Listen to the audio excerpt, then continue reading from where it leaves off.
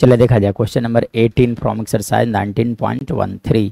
क्या दिया गया है? बोला गया इंटीग्रेट करने के लिए x square plus x plus one divided by x plus two into x square plus one D x लिखे गए हैं। सो इसे कैसे इंटीग्रेट करोगे आप? देखो, इंटीग्रेट करने के लिए अगर बात किया जाए तो इसे कैसे इंटीग्रेट किया जाएगा, तो यहाँ पे आपको पार्सलाइज करना पड़ेगा। सो पहले मैं पार्सलाइज करता हूँ, तो x square plus one divided by क्या लिखे गए थे, x plus two into x square plus one.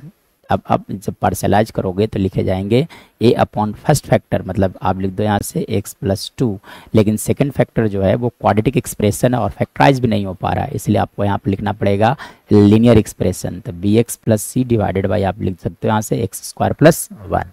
चलिए अब इसके बाद अगर देखा जाए तब आप क्या करो, x square plus one divided by x plus two into x square plus one is equal to, चलिए आप एलसीएम ले लो। तब जब आप एलसीएम लोगे यहाँ से तो क्या लिखे जा सकते हैं, एक्स प्लस टू इंटू लिखा जा सकता है एक्स स्क्वायर प्लस वन, मतलब आप लिख सकते हैं यहाँ से a into x square plus one plus b x plus c into लिख सकते हो आप यहाँ से एक्स प्लस टू।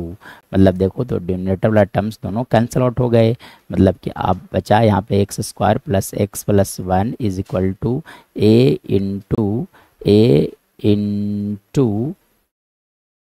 इंटू लिख सकते हो आप यहाँ से x square plus one plus b x plus c into आप लिख सकते हैं यहाँ से x plus two. This is condition number one. चलिए अब यहाँ से ए बी और सी का वैल्यू फाइंड आउट किया जाए, तो पहले ए के बारे में बात किया जाए। फॉर वैल्यू ऑफ ए, तो ए का वैल्यू कैसे फाइंड आउट किया जाएगा, तो देखो ए के नीचे वाला टर्म देखा जाए कितने लिखे गए, एक्स प्लस टू लिखा गया है, ठीक है। तो फॉर वैल्यू ऑफ ए, तो ए के डिनोमिनेटर में कितने लिखे गए, एक्स प्लस टू, यानी कि आप लिखोगे put x plus two is equal to zero. This implies that x equal to minus two in equation number कौन सा, वन। चलिए तो यानी कि x equal to minus two रख देना है वन में, तब लिखोगे आप यहाँ से माइनस टू का होल स्क्वायर, और फिर यहाँ से आप लिख सकते हो minus two plus one is equal to क्या लिखे जा सकते हैं, ए इंटू माइनस टू का स्क्वायर प्लस वन, और आगे रखोगे तो टर्म जीरो हो जाएंगे।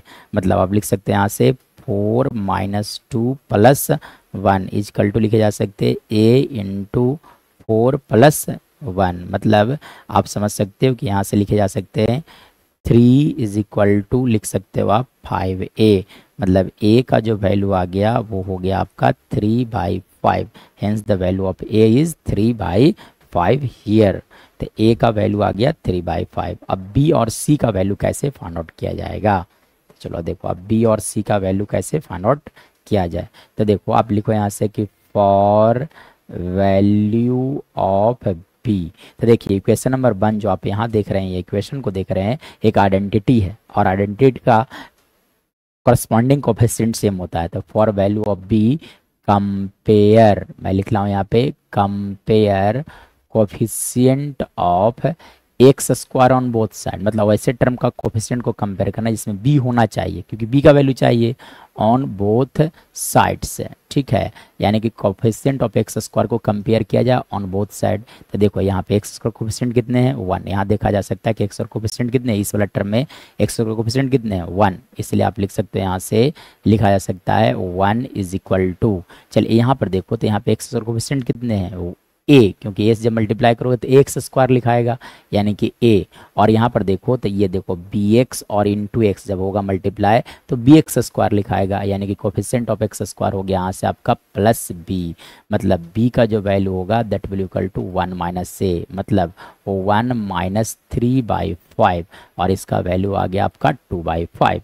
इसलिए बी का जो वैल्यू होगा that is equal to how much, two by five होंगे। चलिए तो ये तो बी का वैल्यू आ गया। अब हम लोग को फाइंड आउट किया जाए सी का वैल्यू, ठीक है। तो मैं अगर बात करूं तो फॉर वैल्यू, ये हो गया आपका बी का वैल्यू आ गया, ठीक है। तो अब बात किया जाए फॉर वैल्यू ऑफ सी, ठीक है, फॉर वैल्यू ऑफ सी, कम वैसे टर्म लेना है जिसमें सी होना चाहिए था। सी कैसे आएगा, देखो c into two that is 2c, मतलब एक कांस्टेंट टर्म होगा। The compare constant term on both side, compare constant term on both sides, ठीक है, on both sides, on both sides, ठीक है। तो कंपेयर किया जाए कांस्टेंट टर्म, तो देखो आप यहाँ से कांस्टेंट टर्म कितने हैं, 1, मतलब आप लिख सकते हो 1 इज इक्वल टू, यहाँ से देखो तो कितने लिखे जाएंगे, a into 1 that is equal to a, और यहाँ से देखो c into 2 that is equal to 2c, ठीक है। तो फॉर वैल्यू ऑफ c यहाँ पे एक्चुअली में क्या लिखा गया, c। चलिए तो यहाँ से लिखे जा सकते हैं 2c का जो वैल्यू होगा that is equal to 1 minus a, मतलब 1 माइनस ए का वैल्यू कितना आया था 3/5, मतलब 2c का जो वैल्यू आ गया दैट इज इक्वल टू 2/5। चलो आप 2 से 2 कैंसिल कर दो, यानी कि जो c का वैल्यू आ गया वो आ गया आपका 1/5। Hence we have find out the value of a b and c here. लेकिन हम लोगों ने जो क्वेश्चन जो चालू किया था अब वो क्या लिखा गया था, वो कुछ इस तरह से था। चलिए एक बार